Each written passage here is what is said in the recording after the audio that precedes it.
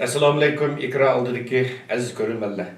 Dünya Uyghur Qurultayı To'g'ri televiziyasi tarafidan Xalqaro Uyg'ur sud kollegiyasi haqida ta'sis qilgan maxsus programmamizning tunji soniga xush keldingizlar. Men Farhod Yo'nqash, hammangizlarning o'sha vaqti xayrli bo'lsin.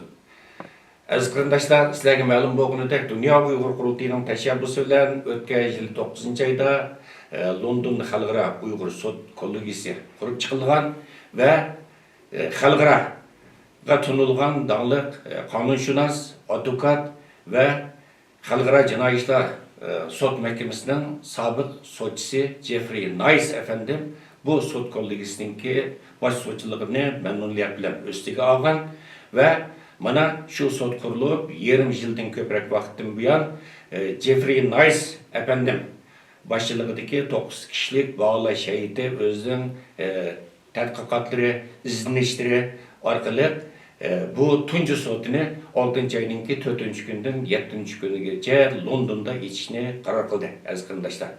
Bu munosabat bilan biz maxsus mushu Londonda chaqirilgan Xalqaro Uyg'ur sud kollegiyasining tunji sudi haqida sizlarni atrofli ma'lumotga ega qilish uchun bu maxsus programmani ta'sis qildik va bugungi maxsus programmamizga Xalqaro Uyg'ur sud kollegiyasining tashabbuskori va baş arzdori Dünya Uyghur Qurultayı'nınki reisi hem ola tunuşluq, hürmetlik Dolqun İsa efendimni teklif qildik. Hürmetli Dolqun İsa efendim, Allah'ı vaxtınızı çıkarıp söhbetimiz qatışıp gəldiğiniz için sizə Allah'ı rəhmət eylemem. Hoş geldiniz. Rahmet, hoş buldum. Hoş, Dolqun İsa efendim, bu sot içiliş aldı durdu, milletimizi xeyirlik olsun, azaddan başlap. Dolqun İsa efendim, bu köp kişilerin kalıcı şu sual var. Siz bu aynı vaxtda bu Xalqaro Uyg'ur sud kollegiyasini qurish fikrini, taklifini siz o'tirib qo'ygan va bu taklifingizdan bevosita Jeffrey Nice efendimga aynı vaxtda sungan ediniz. Bu fikri sizga qanday kelgan aynı vaxtda? Bu vaqtda bir xalqaro huquqchilarning bir tavsiyasi, taklifi bo'lganmi? Bu sudni qurish fikrining shakllanish jarayoni haqida bir tushuncha berib o'tgan bo'lsangiz. Köp rahmet. Siz mi degandekidek Uyghur Xalqaro Mustaqil Sud Mahkemesi içiliş aldık durdu. Biz mi sefer qilish aldık turuyatimiz. Xudoyim bo'lsa, ata Angliyaga sefer qilamiz bu sudga qatnashish uchun. Hem bu sudga arzdor bo'lish sifatimizdan, hem guvoch bo'lish sifatidan men bu sudga qatnashmoqchi. Albatta bu sudning xalqimizga, millatimizga xayrlik bo'lishini Janob Allohdan tilaymiz. Bugün Angliyada bu karantin sebebinden bir qancha 5 günden 10 güngacha sud boshlanishdan burun shu yerda sayohat cheklanmasiga to'g'ri kelyotdi. Shuni muddatdan burun berib sudga ulgurish uchun yo'lga chiqishga, bir hay'at sifatida yo'lga chiqishga tayyorlik qilyapmiz. Hem sizning savolingizga kelsak, albatta Xitoy hukumatining Sharqiy Turkiston olib berayotgan bu qirg'inchiligi biz uchun tonish. 49-yil Xitoy kommunistik hokimiyatining ishg'oliga ma'ruz qolgandan boshlab Sharqiy Turkiston xalqi, jumladan Uyg'ur xalqi Xitoy hukumatining bu yerdagi irqiy qirg'inchilik, irqiy kamsitish jinoyatlarini uzluksiz davom qilib kelgan bir haqiqat. Ama Xi Jinping taxtga chiqqan 2014-yildan boshlab bu üstü yepiq şekilde yapılan bu qirg'inchilik va yoki osmonasiyon siyosati uch oshkora bir şekilde resmi irqiy qirg'inchilik seviyesiga yuksalib shiddatli ifade. Bunu biz Dünya Uyghur Qurultayı bulup, başka teşkilatlar bulup, chet ellerdeki dava adamlarımız, faaliyetçilerimiz bulup, o'xshamagan xalqaro munbarlarda, matbuotlarda, so'rovlarda buni keltirishtirishdik. Ama bu 2018-yili 8-oygacha bo'lgan aralig'imizda yetarli xalqaro bir reaksiyon va yoki tepki ko'rsatmadi. Biz bunun hatta 2016-yılın ahiri, 2017-yılın başlarıca Xitoy hukumatining bu jazo lageri meselesinden chet eldagilarning biz tashkilot bo'lib, va yoki bo'lmasa chet eldagi faoliyatchilarning bu meselesidan qo'limizda to'liq bir uchur bo'lmadi. Chunki Xitoy bu jazo lagerini qurib bir kunla memnun bo'lmadi. Asla qadam bosqichlarni ifade bunun niyatining naqadar qabiy ekanligini biz faoliyatchilar bo'lish sifatimizdan, Dünya Qurultayı'ndan his qildik. Chunki 2015-yilning oxirida Xitoy terrorizmga qarshi turish qonuni ma'qulladi. 2016-yil 1-oyning 1-yildan boshlab yo'l qo'ydi. Bunun Gelecekte Uygurlar için bu şunda katlı bir bastırışını yüzünün kanunlu tertipleri boyunca bir kanunlaştırılış orunluğu. Yani uzun yılların epirvattan bu cinayetini bir kanun ramikisi içinde perdazlaş orunluğu biz his kıldık. Onun için Tibetlikler bilen bazı üzümüz bunu birkaç halkaralık konferans şekilde dünyanın dikkatini tanıştırıştık. Birleşken Devletler Teşkilatı'na takdim kıldık. Bu vakti halkara insan haklarını küstüş teşkilatı Human Rights Watch bularda rapor elan kıldı. Ama yeterli derecede çünkü Xitay'ın maksatları toluk aşkar bomba için bu mesele biz oylagan bir seviyeye ulaşmadı. Bu bizden ait endişe saldı. Eğer bu işine devam kısa dünyadan bunun bir karşılık kemmese demek bizim vaziyetimiz hakikaten xatarlikti. Şunun bunu başka tuttuk. Amerika'daki, Avrupa'nın baş devletlerindeki dostlarımız bilen, Dünya Kurultayı'nın rehberleri bilen bu meselede cık müzakirle yapmadık, kanda kılalayımız. Bunu halkaraga yani Xitay hükümeti resmi bir erki kırgınçılık, milli kırgınçılık siyasi yürgüzü oturdu ama bunu bir halkara seviyede dikkat çekildiğin bir nokta kanda ulaştıralayımız. Diyen mesele cık başka turuldu. En ahırda mesela Rohingya'larınkini 2017 yılın ahırı 2018 yılda bu Rohingya Müslümanlara karşı yapılan Myanmar hükümetinin kırgınçılığını bir insaniyet karşı cinayet şekilde kabul kılındı. Bularla görüştük. Bular muşit dereceli kanda abadi. Bunun tertipleri kanda.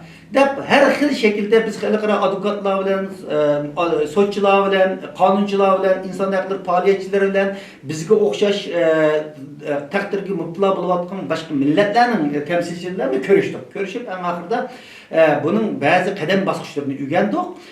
Bunu Xitay'ın halkara sotqı berişinin yollarının muşunun mühim boğallık kanaatine geldik. Hem de onun için mi köp tiriştik? Çünkü Xitay halkara cinayet işler sot mahkemesi azab olmalığı için iade sotlaş imkaniyeti yokken. Anındaki halkara adalet divanı var. Bu yerde mümkün ama Xitay, bunun adalet divanında Xitay'ını sorak tartış onu cezalaş için Birleşken Devletler Teşkilatı Xavfsizlik Kengeyişi'nin kararı lazım. Xitay onun daimi 5 azasını bildi ve başka bunun devamlı veto kılış hukuku var. Bu bir reallık bir fikir emesken en ahırda oyuluş arkalık bunu fakat halkaralık tarafsız bir halk mahkemesi kuruş arkalık Xitay'ın bu cinayetini halkaraga tasdiqlatish, kabul kılgızış ve bu arkalık devletlerini hareket ötküzüşünün yolu hakkında sözleşişler neticesinde muşu neticeye bağlı. Bunun olan 2017-2018 yıllarda merkezi Roma'da boğan, aldı bilen biz ularla ala kıldık. Daimi halk sot mahkemesi. Ular bilen köreştik. Ben bir çıktım Roma'ya bağladım, Milan'a bağladım. Ki uların adamları bilen Dünya Kurultayı'nın başka Amerika'daki rehberleri bilen birlikte biz New York'ta uçuşturuştuk. Bunun kadem basışlarını sözleştik. Nurgulluğun materyallarını teminledik bu jarayonda. Onun dinkin biz Angliyadaki işgalimizden koğan dinkin bu öz vaktiki Yugoslavya'nın diktatörü Milosevic'in sotlagan Jeffrey Nice efendi bilen alakalı öttük. O kişiye biz bu arzularımızı ifade kıldık. Nurgul materyallarını takdim kıldık hem de. Takdim kılıp en ahırda bu kişi onu tekşir kılan deyken bizning vaziyetinin ciddiliği hakkında yüzümü kanaati hasıl kıldı ve bizne resmi şekilde bir iltimas sunsa bunu oyluş bakalığını bildirgen deyken 2020 yılı 6. ayda Dünya Kurultayı namıdan resmi şekilde bir özümüzden iltimasımızı bunu adamı sunduk. Şunu bilen bu adam biz teminlegen 4-5 bin betlik materyaller var bir yerde, hüccetler var. Çünkü bu resmi bir halkara kanun tertip boyunca yapılan sot boğalığı için hissiyatga, vayaki siyasetge, vayaki bu mesela başka narsa işlemedi.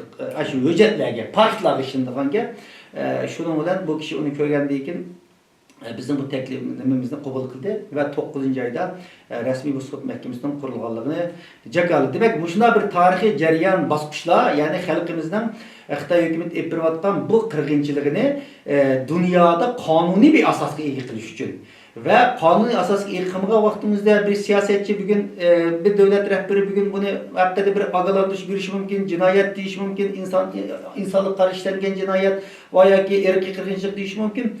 Bunu 2009 yılı Ürümçi vakası da mı köygendik ama bir kanca aydan keyin devletler oturuşki münasebet, menfaat münasebeti boğallık için siyasi irade, davamlılık çekineleydi. fikrdan voz kechiladi. Ammo xalqaro qonunlarga tayangan bir tarafsiz sud mahkamasi tarafından bu isbotlanib dunyoga taqdim qilingan vaqtida bu qaysi hukumat qaysi nima kelishdan qat'iy nazar bu qonuniy kuchga ega bo'ldi. Demak, mushu xalqimizning bo'layotgan bu irq qirg'inchilikni qanday shaklda dunyoga bir qonuniy asosda qabul qilish masalasi nuqta nazar bilan bunday bir fikr o'tirib chiqib, mushunda bir jarayonlardan keyin bu amalga oshgan hodisa. Rahmat.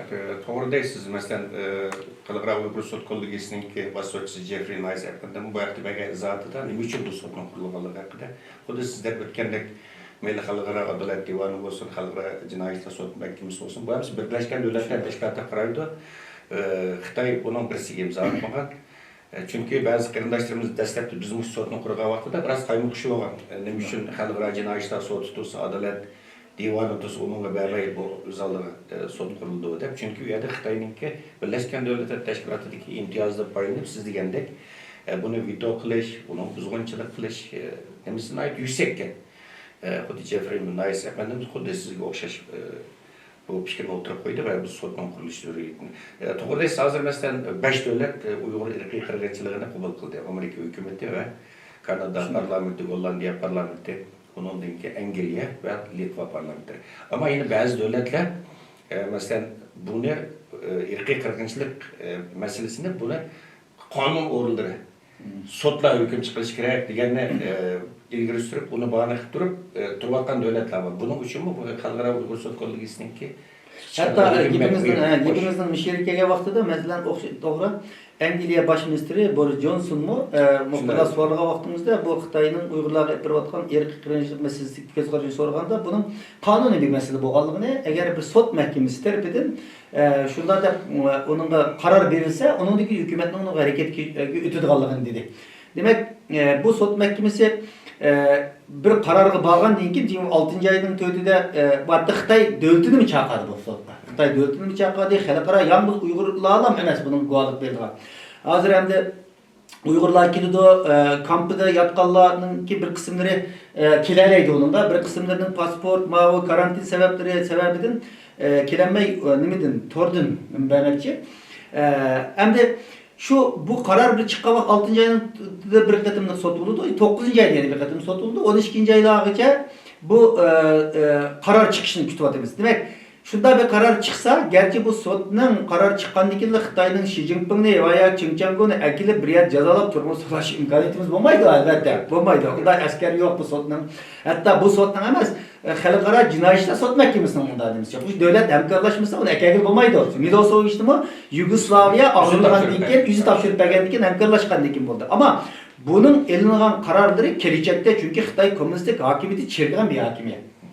O'rlab ketaydi deyotgan bir hokimiyat. Bo'lgan vaqtning o'zida kelajakda Xitoyninki shu amaldorlarni mushunda bir qonun asoslariga tortib, tayinib turib, asoslanib turib, xalqaro sudga tortish imkoniyatimiz bor. Shunga ba'zi davlatlarmi mushunda sudlarning hukmidan keyin, andan keyin biz qonuniy bir hukm yo'q qo'limizda degan o'zidagi uchun bana tepayotgan banani tugaydigan gap. Chunki demokratik mamlakatlarda ko'proq xalqning besini aytib hozir hukumatlarga. Xalqning, xalqaro tashkilotlarning bu masalaga sukut turmasligini insoniyat chunki 75 yildan oldin bunday bir irqiy qirg'inchilikni bir qatim 5 yil o'tkazgan, bunday bir nimaga yana sukut turishning to'g'ri bo'lmaydiganligini eg'ir bir xalqaro besim bor. Shuning ba'zi davlatlar buni ashula narsaga tayandirish orqali o'z bana tepatadi. Ammo bu sudning ahamiyati shu yerda muhim. Qonun dalil bo'ldi, asos bo'ldi, qo'rqmaydi, harakat o'tishiga sabab bo'ladigan gap. Angliya bosh ministri shunday dedi. Demak, yana boshqa davlatlarning ham shunga qarayotgan avallar bor. To'g'ri deysiz. Rahmat. Masalan, bu ba'zi tashkilotlarimiz bu Xitoy amaldorlarining shu irqiy qirg'inchilik sababi bilan xalqaro jinoiy ishlar sud mahkamasiga berdi, ammo rad qildi endi. Xuddi siz deb o'tgandek Xitoy bu jinoiy ishlar sudiga a'zo emas, imzo qo'ymagan. U bu deganda bani qilib turib biroz tashviqot unimiga erishgan bo'ldi. Albatta Alloh razı olsun qarindoshlarimizdimi biroz tashviqot unimiga erishgan bo'ldik, ammo bir natijaga erişemedik afsuski. Yana çögüne Halkara Uyghur Sot Kollegiyasiga ketyapmiz hozir. To'g'ri, shuni siz degandagidek bizmi o basqichlarni so'zlashdik. Ben beshin gap o'tdim. Xalqaro advokatlar bilan sotlar buning imkoniyatlarida jiq harakat qildik. Ammo ba'zi narsalar bizning irodamizga, bizning hissiyotimizga boqmaydigan gap. Ammo qanday bo'lmasin, mayli qo'lda nima kelsa, har qadamni besish kerak. Shuningga sinab beqish kerak hamma uchun, sinab beqish kerak. Shuning boshqa qarindoshlarimizdan, boshqa tashkilot organlarimizdan jinoiy ishlar sud mahkamasiga biz shikoyat qildi. Ammo hech bo'lmasa xalqaroda bu bir ovoz chiqarishga turtki bo'ldi. Buningki zin olmadi. Zin olmadi. Da'voyimizning bilinishi uchun xalqaro bir kun tartibga foydasi bo'ldi. Ya'ni biz çünkü ma yolu bilan mansam manda neticelik iyi bulup manda qilib vatan qutul deydigan bir teoriya yo'q qo'limizda. Har nimani sinab berish kerak, sinab berish kerak. Jim turishdan harakat qilgan yaxshi, quruq gap qilishdan amiri faoliyat qilgan yaxshi. Shuning uchun bu masalaga kelgan vaqtimizda Uyg'ur soti, uning bir muhimisi yana boshqa yo'llarni iznib beqish. Hozir masalan ba'zi devletlerinin kanunları boyunca Xitay amaldorlarining insoniyatga qarshi ishlatilayotgan jinoyat haqida şu devletlerin fuqarolarining şu devletlerin milliy sotlarga, devlet sotlarga arz qilish imkoniyatlari bor. Bu vaqtda izlanatimiz. Yani bu mu yana bir Uyg'ur soti bilan parallel oldu, onu mu qilishimiz kerak? Rahmat. Mesela Doktor Efendi bu o'tgan yili bu Uyg'ur sot kollegiyasi rasmiy qurilgandan keyin Dunyo Uyg'ur qurultiyi butun chet eldagi Uyg'ur tashkilotlari orasida, Uyg'ur jamoatlari orasida bu sot kollegiyasini moddiy ma'naviy jihatdan qo'llash safarbarlik qilib qolgandi. Bu tashkilotlarimizdan chet ellarda muajiratda yashayotgan qarindoshlarimizning bu hozirgacha bu sot kollegiyasi bo'lgan qo'llashi qaysi darajada bo'ldi?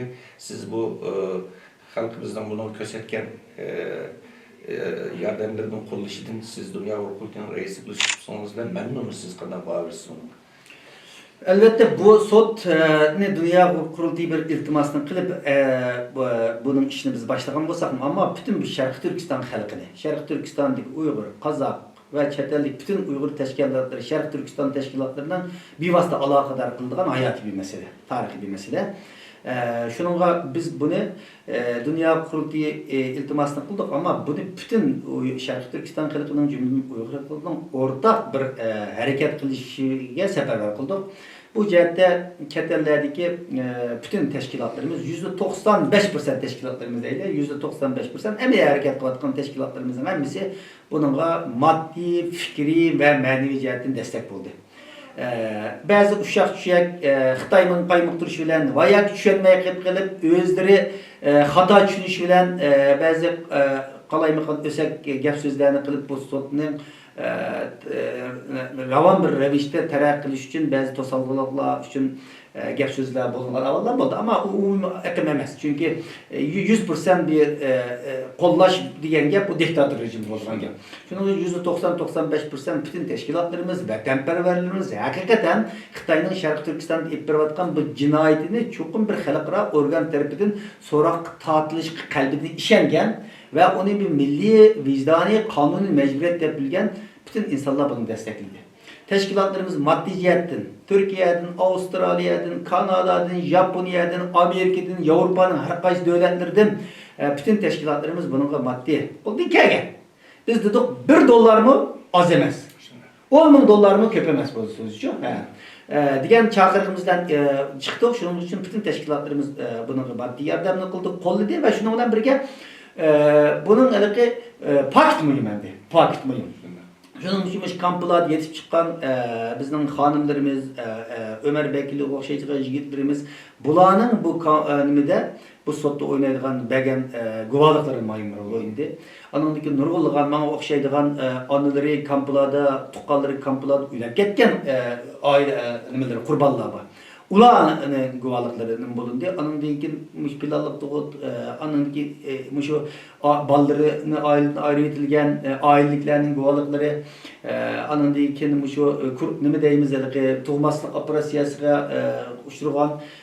Yani muşun okşaydıgan net yüzlüğün delillerin hem istiqlan muşunga bütün çeteldeki teşkilatlarımız ve vatanperverlerimiz naytik güçlük avaz koştu. 15.000 betten yakın materyal ve net 100 hatta net 2000 tane video bilen o sotunu temin edildi. Bu muğam olsa o maddi paketler yani bizim meseleni bizim gülüşümüz ayrı. Bizning bölüşümüz ayrı ama bunu maddi paket süpütü sotqa taqdim qila olishimiz ayrı bir mesele. Biz özümüz bilib qolsak Facebook'ta, YouTube'da bir-birimizga da'vo qilamiz. Bir-birimizga anlatqanimizdan o bir benim ifade qilmaydi o faqat. İfade qilmaydi. Bunu shundaq xalqaro seviyada taqdim qila olish, nima qilish muhimdir. Shuning bütün nimalarimiz insanlarımız, teşkilatlarımız nait kızım qo'lida. Ondan başqa yana bir qism bizning ish adamlarimiz mi? Bir yer isimlerini deyishni uygun görmeyimiz ama tarixte onu hatırlap koyduk deymiz. Çünkü bazı insanlar bunun da yüzünden kalan maddi ve manevi fikri nimelerini uçuk aşkara deyiştin uygun kögenler var. Bunu hazırca uygun görmeyenler var. Şunun için biz bu derslerini uygun kögen şekilde, uygun kömegen şekilde hem bizim fikir hürmet kılıp bunu epadık şunuğa ben bir yerdimi bu sotun geçiriş için her türlü yardımını kılan ismini aşkarlaşını halıgan teşkilat ve şahıs, iş adamlarımız, fikir adamlarımız, ziyalılarımız müşterilerin hepsi kötü rahmet ettim ben. Çünkü bir yerde necmin parça dokulatını çünkü Uygurca köpü.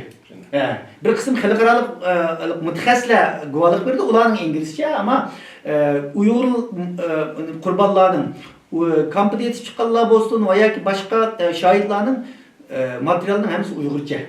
Her bir şahitinin bir 2 saatten bu video görünüşleri var.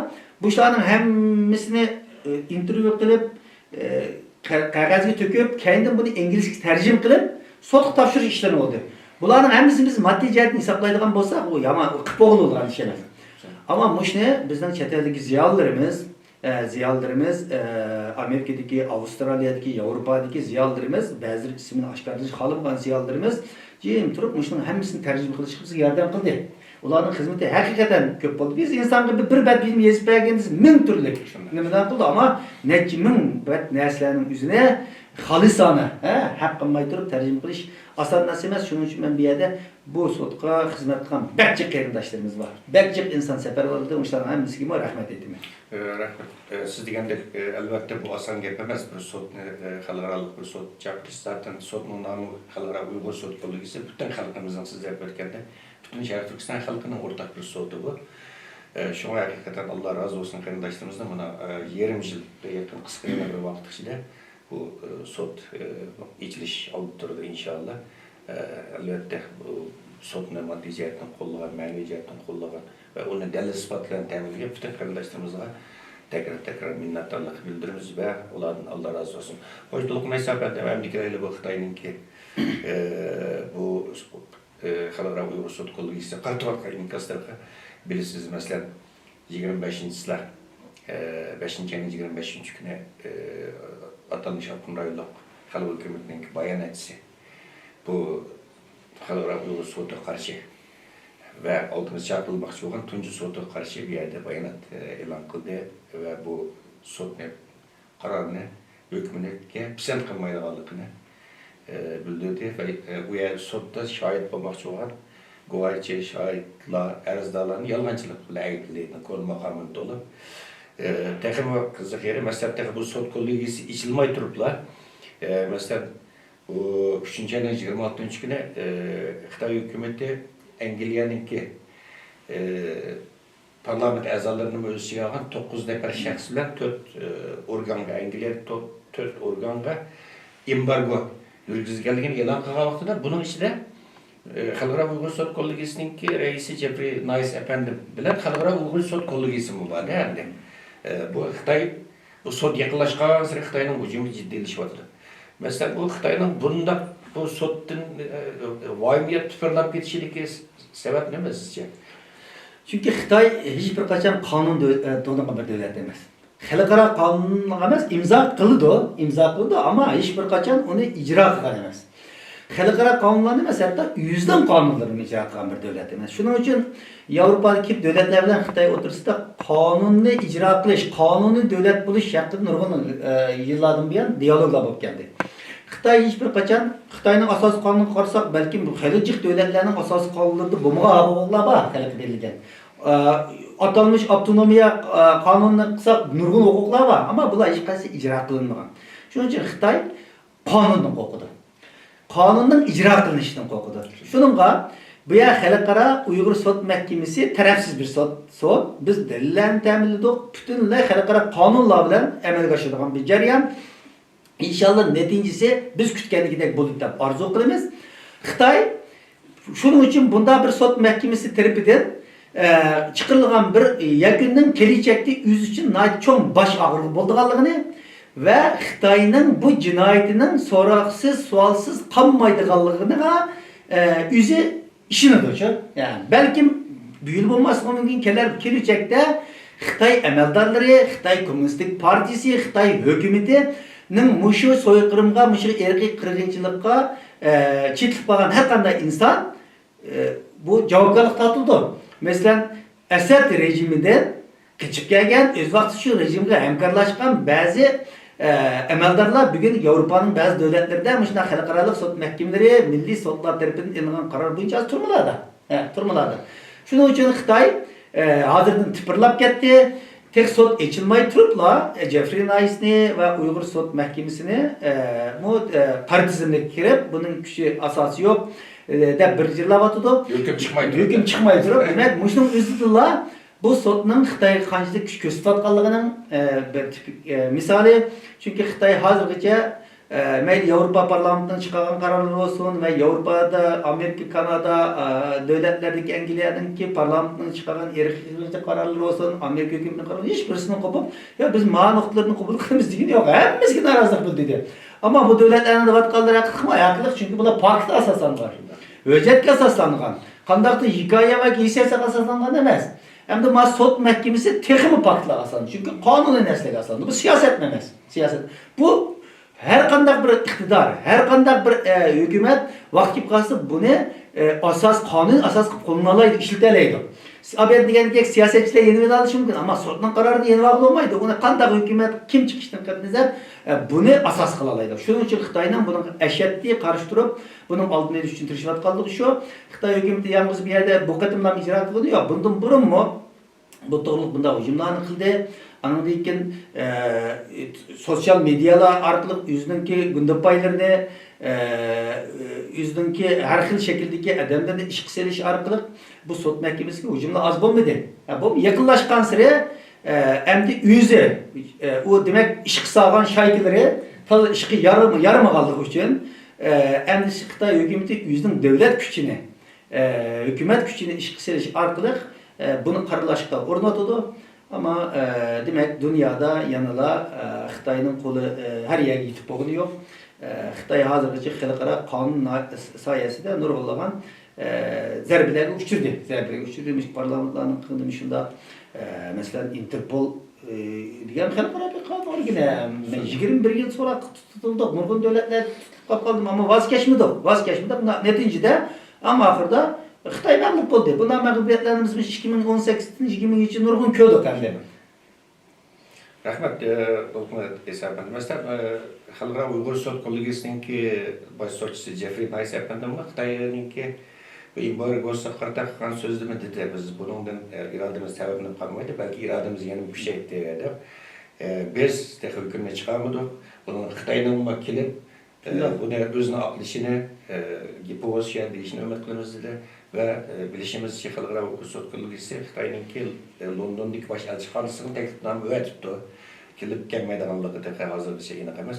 Endi bu Xitoyninki bu sot kollegiyasiga qaratgan qaralash haqida e'lon qilgan axborotida shu Dunyo Uyg'ur guruhi bu SEPÖZ'дің bir bölgünçü teşkilat, teröristlarla alakası var teşkilat.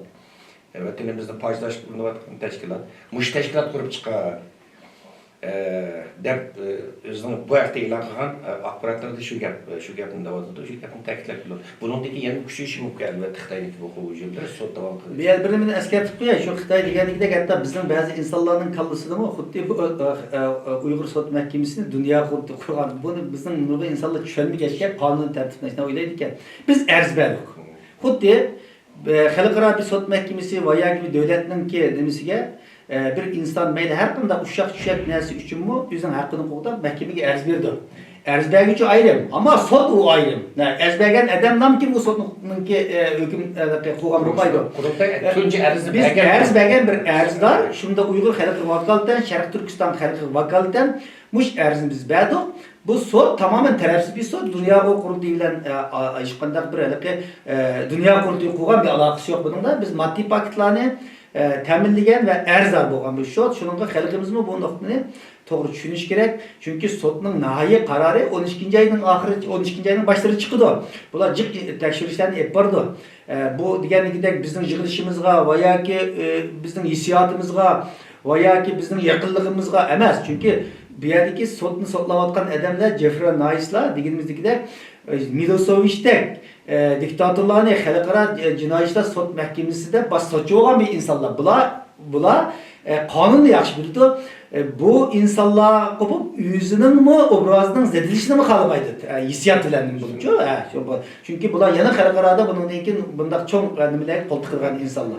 Şimdi bu meseleye vakta ben hata düşünüşler var. Bu fakat biz bunu yapıp da bir erzda. Erzda elbette. Halkımızda bu şu mesleğin nispeten bunu izahla koymanız yaxşı oldu. Hazır için şu hata düşençi var. İçtimai tiratlarda vakti bazı nimeler bayana. Fişas gap sözler bunun muayyetin düşenmediğin için.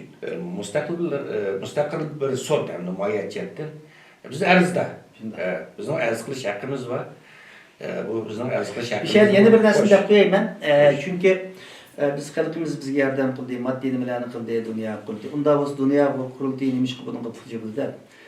Bir yerde şunu mu halkımız biliş gerek ki, dünyada naiti kalbi pakiz, insanperver, insaniyet üçün barlığın atakan isil insanlar var. Mesela bu Jeffrey Nice. Yalnız Jeffrey Nice emez. Bunu Jeffrey Nice bilen koşup hazır dünyanın her qaysı yerlerindeki 9 tane sotçu var. Bunun için bir yıldan bu yana işlevatkan nurgulluğun xalqaro advokatlar var.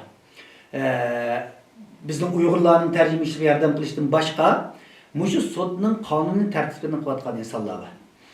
Mesela Avrupa'da, Amerika'da bir advokatın kışkı verip siz, benim bunda bir erzim var diye bir advokatla köresiniz, bir saat köresiniz, sizin ağzınızda $400 pul töleşirsiniz. Yani bir advokatın bir saatlik hakkı $400 en azam olsa. Damlıkırak advokatın neçimin euro okitudu. Demek biz bu Jeffrey Nice'la bula koğan bu sot mahkemesindeki işlevatkan kalbi insaniyetinin bəxsadı üçün, insaniyette erkek kırgınçılık bulmagan, zulüm bulmagan, insaniyetinin ortak bəxsadı üçün hizmet kılışını özüge bir mecburiyet, vicdani mecburiyet, kanuni mecburiyet yapırken güzel insanlar var. Muşudun sotunu koğan insanlar aşı mecburiyet asaslı koydu bunu. Bu pul bilen koymadı. Eğer biz bunu puluyla kılmayız deydiğin iş yapıp kalsa bu en azından 50 milyon, 100 milyon dolarla aran kılalayımız. Çünkü digende Jeffrey Nice'de danılık bir advokat bilen siz bir saat oturup özünüzün şahsi bir işi bilen söz işleyen bolsanız en azından bir saatlik bu adamın bilmeymen belki bir kaç mı euro. Bu adamla bir yer verip xalqarada bir nutq sözlese veya bir maslahat verse bir saatlik sözü belki 40-50 milyon dolar söz edilen insanlar. Demek bu adamın bir yılga yakın vaktin bu yan keç gündüz bir sınıf haqqanmaydır bu hizmetine kıvatılar. Şuna okşayıp 9-10 tane sotçu var. Eğer biz dünya kurulu bir 300 bin, 400 bin dolarlık bir bütçeyle bu işini kılışık hareket kıldık. Mutlak köp kısmını bizim Uygurlar, TRH'lerimiz temin kıldı, bir kısmını torladığımız yıkıldı. Belki de bunlar. Bunşunda bir çoğun dava için 400 bin dolarga işlememez. Bunda çıkan çağda bir sotçunun bir yıllık maaş vermez. Bazı 8-9 tane sotçu işlevatıdı onunla. Nurgun advokatla işlevatıdı. Biz bu pullarını ne yıkıldı? Bunu mu da koyuşumuz gerek bir yerden?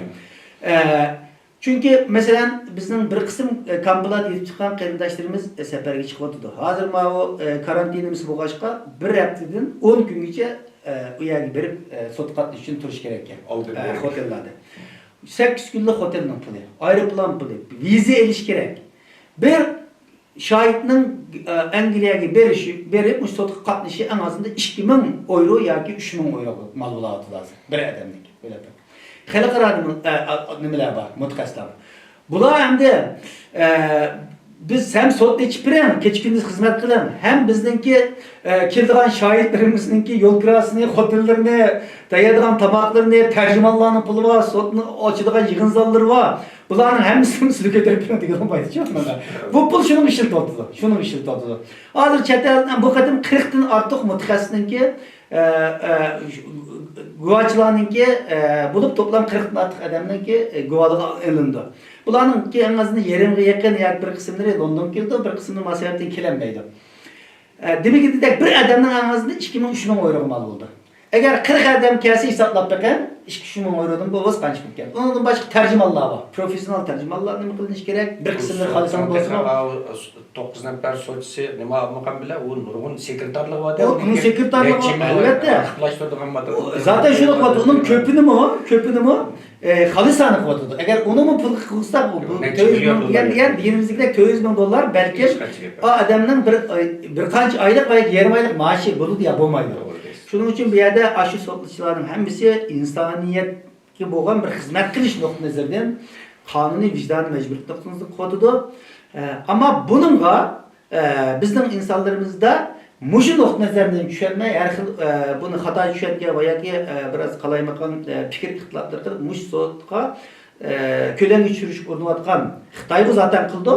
Ama bizning biraz tushunmayotgan insonlar bu nuqtani tushuntirib qo'yish nuqtai nazaridan davom etaman. Chunki bu 6. ayda bu 9. ayda yana 2 qatim bo'ldi. Aşu yerda 40'dan 50gacha nimaning şahitlarning ki guvohchilarning nimasini anglaydi, guvohligini anglaydi. Uning uchun yana o'xshash shaklda aeroplanda kelish kerak, Amerikadan keladigan gap, Avstraliyadan keladigan gap ularning. Bu insonlarga bu bir yerdan bergan pul yo'q. Bu tarafsiz sotuvgaç hukumatlarning pulini olmaydi. Hükümetlerin pulunu alınmaydı fakat tarafsız halkımızın ve yaki tarafsız şekilde belirlenen maddi yardımlar bilen nam bolduğan sottu. Ya ki bir tarafsız olan hükümet teşkilatlarının pulunu alınmaydı. Çünkü sotunun kanuni dışında. Şunun için bu meseleye vaktimizde anladık o sot tügep bolgandan bularni redleş gerek. Redleş üçün nurgun mutaxassislar bir qancha ishlab buni bir nimasida e'lon qildi. Bularning bir qismlari uchun mushta xarajatlarga ehtiyojimiz bor. Bunu bir yerda qo'shqa. Bunun ayet yaxshi bir eslatib qo'yganimiz to'g'ri bo'ldi. Bizning da'vo bak cho'ngib ketdi hozir xalqaro bir masalaga aylandi. Bu kuniga 1 million dollar bo'lsin ozda qilmay sizdek o'tgandek bu 400 ming dollar taxminan deydi endi bu sotqa. Berilgan yordam. Bu sizda o'tgandek bir sotchining unda xalqaro sunilgan davlat advokatlarning u hozir 6 oyning yerini ko'proq vaqtda ishlayotdi. Uning ne oldu 6. ayın hazır için? Mesela bir ay sotchining maashi yetmasligi mumkin. Yani insanlık ölmedi deymiz siz degandek. İnsanlık ölmegani uchun bizga xalqaro jamoatchilik kundan kunga chiqadi. Bu insonlikning o'lmaganligini menga bir isboti. Sotchilarning o'sha olijanob axloq fazilati sizda o'tgandek. Hoş, aziz qarindoshlar, yuqorida deb o'tgandim, bu Dünya Uyg'ur Kulturi televiziyasininki shu 6-oyning 4-kunidan 7-kunigacha Londonda chaqirilgan Xalqaro Uyg'ur sot kollegiyasining tunji sotiga berishlab ta'sis qilgan bu maxsus alohida suhbat programmasining 1-soni bugun va bugungi tunji soniga bu sotninki tashabbuskori va tunji arzdori Dünya Uyg'ur Kulturining raisi bo'lgan hisoblanib taklif qildik. Aziz qarindoshlar, bir shuni eslatib qo'yaylik.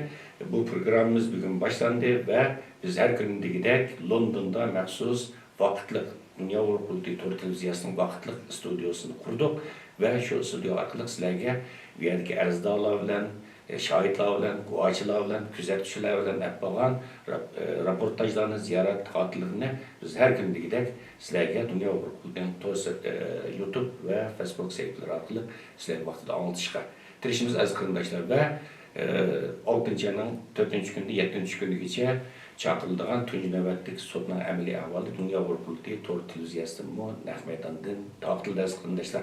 Shunga hozirdan boshlab Dünya Uyg'ur Kulturi televiziyasiga abone olun, YouTube sayfasiga abone olun. YouTube sayfasining adresi buni aytdi. Aniq uchuq Dünya Uyg'ur Kulturi degan xatni olsangiz bu o'zingiz bu orqali abone bo'la olasiz.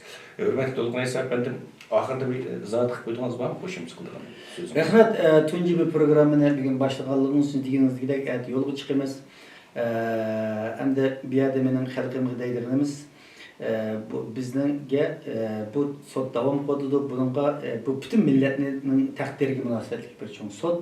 Şuna bütün qarindoshlarimiz siz deganligidek bunga anlasın. Fikirleri bo'lsa 9-oydagi sot uchun tayyorlik qilib sot mahkamasiga iltimos qilsa bo'ladi. Guvohchi bo'lganlar, hozircha guvohchi beramaganlar, ammo bütün guvohchilarning hammasi yerga anglab bilish imkoniyati yo'q. Chunki hozir biz net 100 odam guvohchi bor, ularning bir qismlari ne sot tallardı. Onu bizden bazılar oylap kaldı ki dünya onu yana hata düşüyoruz. Bunu tamamen ay sot mahkemesi yüzü karar kılıp kimlerini guvacılık çakagan, kimlerini çakamagan yüzü guvalık belgelerdi. Ular şuların işi. Biz bunun iş kol tıkanmayız, onun arlaşamayız.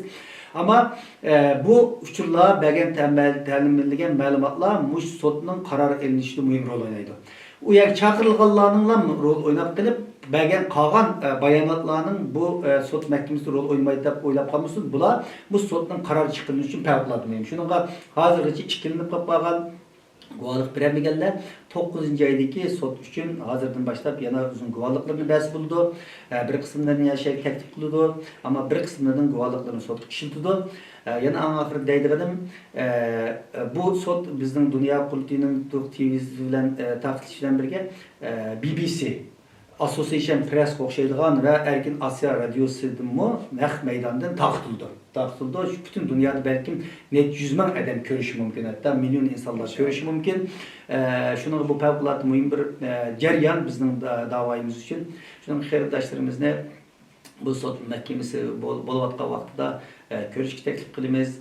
Bu meselege yanıl davamlıq özünün maddi manevi yardımlarını ayırmaslıqni hiç bulmasa yardım kılanmısımı bu sot jarayonida fikir ixtilafları şekillendirip insanlarımızın kallısını her xil yerlerge bölüdigan hareketlerden uzak duruşni yardım kılanmısımı zarar sanmaslıqni. Yardım kılanmasımız zarar sanmaslıqni talep qilamiz, ama onda insanlar çıkıdı. Şunu mu aniq deb qo'yay, agar mustot jarayonda muşnunga to'sqinlik qilgan har xil fikr ixtiloflarini shakllantirish orqali buni ko'lamga tushirmoqchi bo'lgan insonlarning bu sotning natijasiga bir ta'sir ko'rsatmaydi. Ama şunu aniq deb qo'ysak bo'ldi, bu insonlarning samimiyatini gumonlanish kerak. Biz davomli ish bo'yin jasus deb izlab yuramiz. Ona hojat yo'q. Mana mushunday vaqtlarda xalqimizning taqdiriga munosabatli juda cho'ng tarixiy vaqti. Bu yalnız Dünya Kulturi tarafidan emas, boshqa tashkilotlar tarafidan yoki boshqa Uyg'urlar bilan munosabat bo'lmagan boshqa xalqaro organlar tarafidan mushunday bir ish bo'lgan vaqtimizda uningga og'zim kaltadan chiqib so'zlamaslik kerak. Uni birni ügünüp, tushunib, fikrlar bo'lsa ilmiy shaklda qilsa bo'ldi.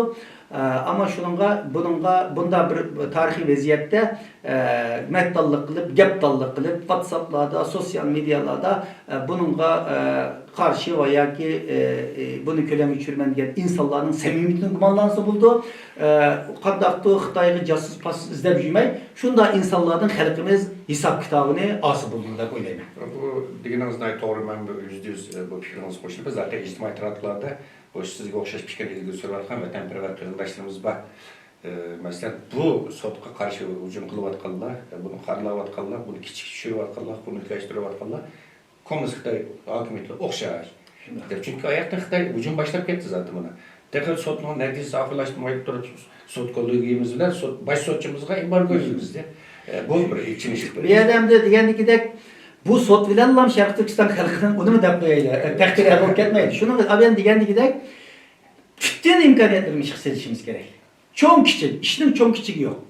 Çok küçük bütün imkaniyetlerini işimiz gerek. Qandaqtı WhatsApp'larda yoki sosyal medyalarda birbirimizni tillash va yoki birbirimizni ayıplash va yoki birbirimizga maddallik qilish davoni ilgari bostirmaydi.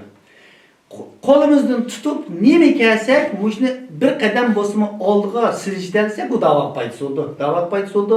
Shuning uchun xalqimiz bu masalaga munoyat sagak bo'lish kerak. Her qanday bir vaqtda hozirgacha ko'p qatam shohid bo'ldik. Mushundaq cho'ng bir xalqaroliq davri bo'lgich voqealar yuz bergan vaqtida bir qism insonlar o'tirg'i chiqib shuni sunnilaytib belirtish o'rnatganlar yuz berdi. Masalan 2018 4-oyning 27 Brüksel'de tarixiy bir namoyish bo'lgan. Shu vaqtlarda bir qism insonlar shunga qarshi chiqqanlar bo'ldi. 2018 11 oyda Cenevada bo'lgan Birleşken Devletler Teşkilatı'da Xitoyni so'roqlatayotgan vaqtimizda bo'lgan vaqtlarda o'xshash uning oldiga keyinda shunaqa nimalar chiqdi. Amerikada bo'lgan namoyishda 2019 4-oyning 16 shu vaqtning oldida mana shunday nimalar chiqdi. Bunday narsalarni ko'paytirish mumkin. Shuni va har qatim mushundaq Sharq Turkiston xalqining manfaatiga zo'r ta'sir ko'rsatgan tarixiy voqealar yuz bergan vaqtning o'zida Xitoy quturib ketishi normal. Xitoyning odamlardan quturib ketishi normal.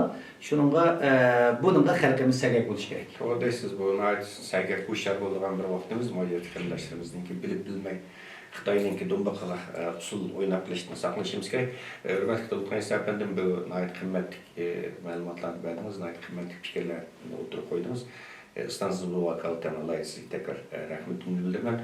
Hörmətli televizor görüşçülər, biz programımızı bugün başladık ve bu Xalqaro Uyğur Sud Kollegiyası haqidagi məxsus programımız sud axırlaşdırılan 6-cı ayının 7-ci günügacha izchil her günü davam qiladi. Bizning ayrılma. Kelakatımlı programımızda görüşelim, görüşeceğim ama xeyir hoş.